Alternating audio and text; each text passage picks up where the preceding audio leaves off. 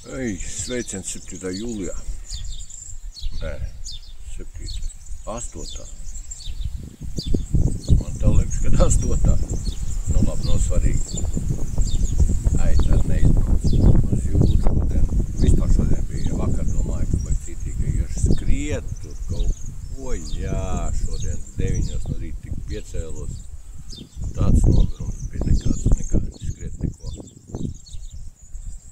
Kaut ko nav labi. Nu, lūk. Pēc tam domāju braukšu uz jūru, bet arī aizos uz kafejnīcu, iedzeru kafiju, apēd pulciņus. Sēdēju, padomāju, nebraukšu, atbraucu te līdz Alkuštei. Atbraucu līdz Alkuštei, līdz tirdzniecības centram. Neko. Patērējos jau kā vienmēr, protams. Tā jau nevar, es kā atbraucu te šitien te, es vienmēr pamanos patērēties. Bet, tā ir tādas labas šteles,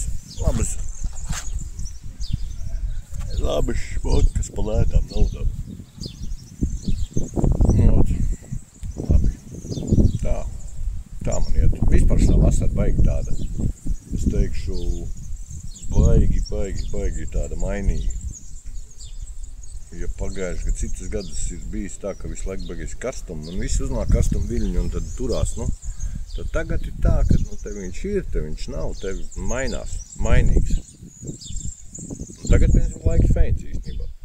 Nav karsts un nav arī augsts.